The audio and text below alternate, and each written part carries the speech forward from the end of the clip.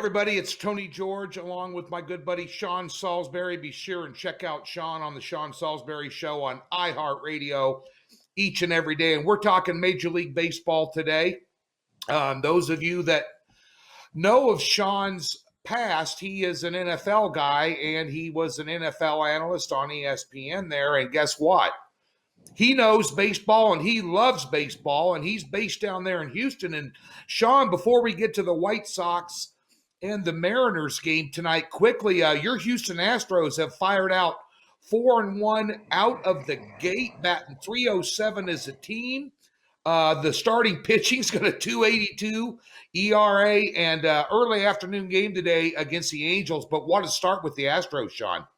Yeah, great start from them, Tony. It's good to be with you. Baseball is my first love. The Astros team, I think a lot of the reason, with the shortened season last year, Tony, and what they went through, and self-imposed, self-inflicted with the trash can, they're going to face that all year. But they are a mentally tough team, and they've got a veteran manager who's seen everything in Dusty Baker there is to see in baseball. And so while the boos come, this team seems to kind of feed off it, and they're going to hear it in New York. They're going to hear it. You saw trash cans thrown out in Anaheim yesterday.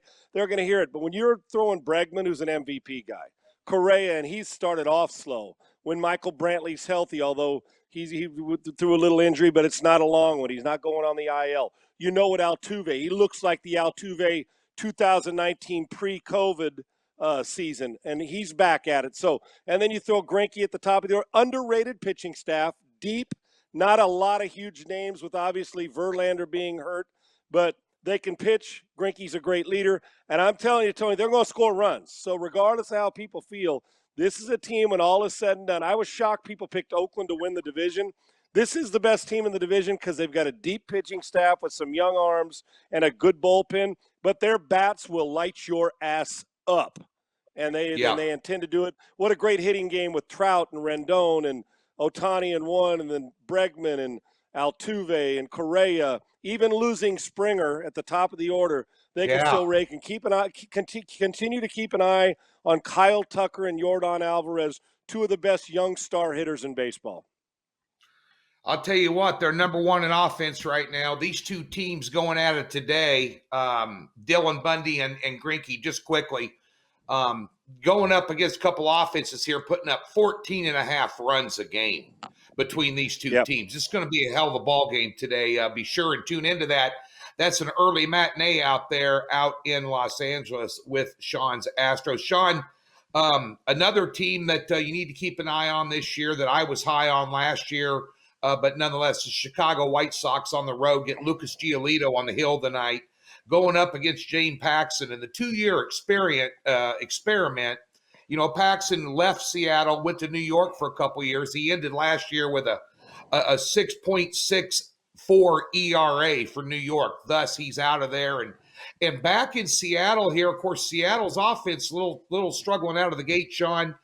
They suffered a 6-0 defeat last night to these very White Sox, and they're facing a pretty good pitcher here tonight.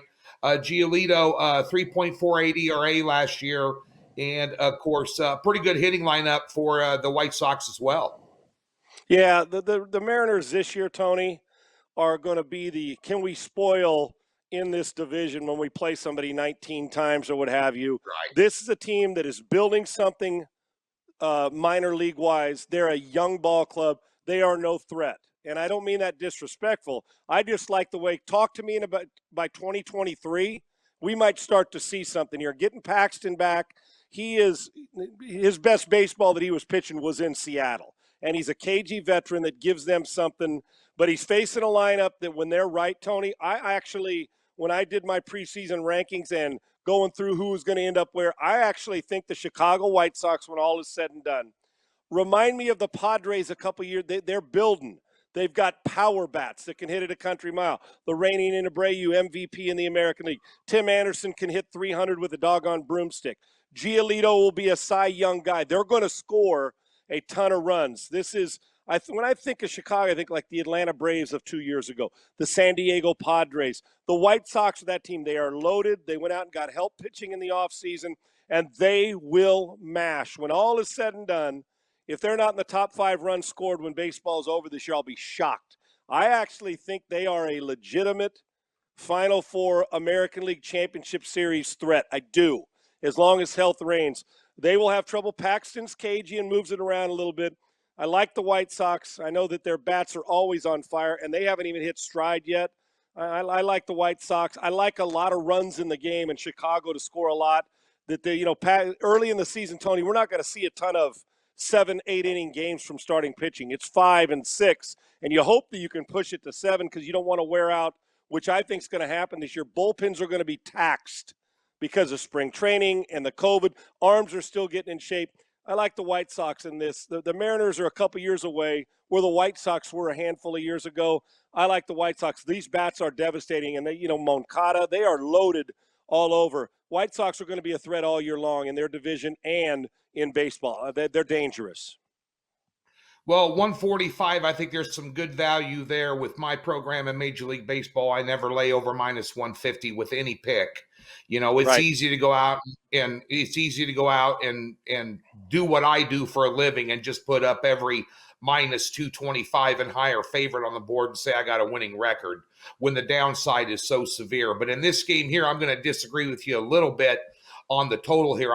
I'll take under 7.5 all day long here with Giolito on the hill. And I do think, bear in mind that Paxton, he had a 5-game sample size last year when he was with New York in that COVID-shortened season. He just did not have a good year. This is a career pitcher here that's got a 3.58 ERA, many of those years at Seattle. And if you take a look at his spring game this year in spring training, he had a 1.08 ERA and a .96 whip.